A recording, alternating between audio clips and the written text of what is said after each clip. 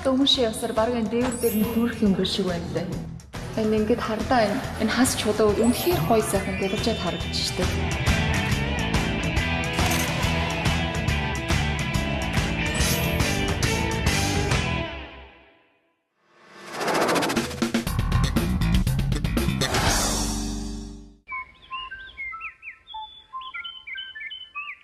Сайн бацхан уу ирхэн үзэгчдээ. За биега одоо Бээжин хотын Фаншан дүүрэгт хурж ирээд байж байгаа.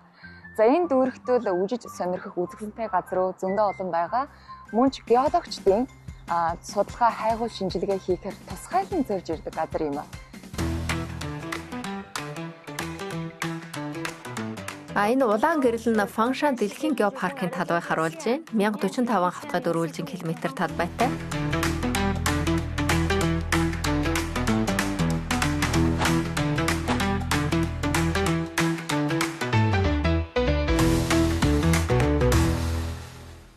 Ямар сонирхолтой аавгаа вэ?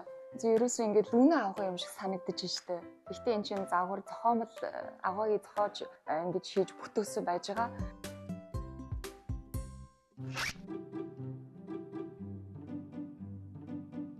Зөндөө олон эрдэнэс нуугдаж байна. Энэ дээр шороол гарч байна штэ.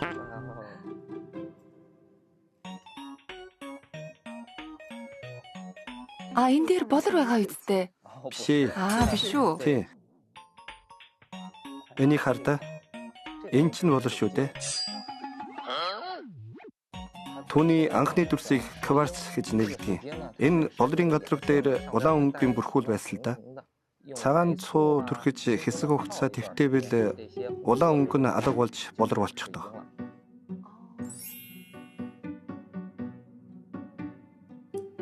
Энийг хардаа. Энийг гэлтэг нуур гэдгийг. Гэлэлцүүд харагдаж байна. Тийм ээ, тийм.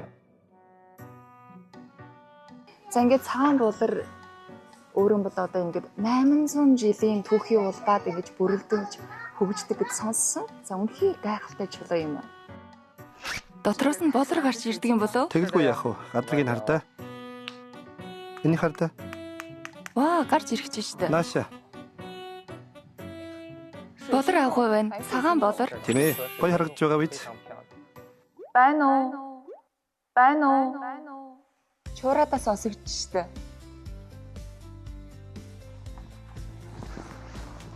Нэвтрүүлгийн ихэн та бүхэнд Фаншан дүүрэг одоо геологийн судалгаа, хайгуул хийх таатай газар гэж хэлсэн.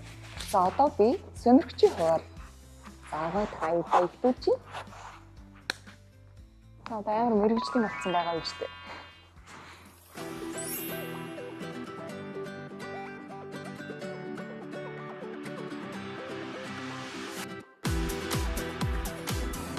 Дээш хардаа энэ дээвэр нэг ингээ харагдаж байна.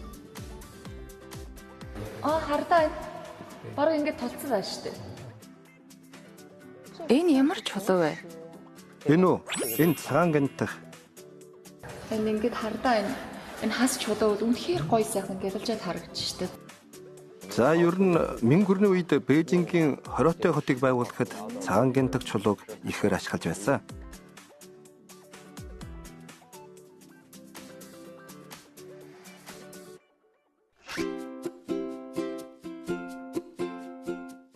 Түрүүн сая ус ярьлаа. Энэ авахын үед жилийн 4 өдрөд 12-оос 15 хэмээн дулаантай байдаг болохоор мөнх тарихад бол маш таатай орчныг нь бүрдүүлж өгдөг юм байна.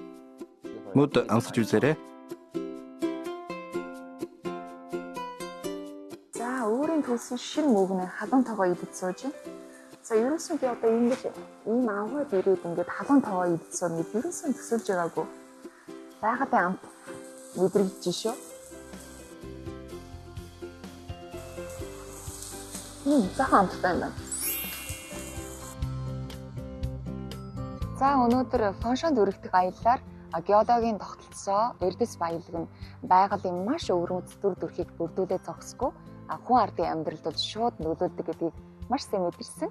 Музейтэй танилцахаас ахуулаад авгын аялал гээд маш сонирхолтой нэг өдрийн өнгөрөөдөө.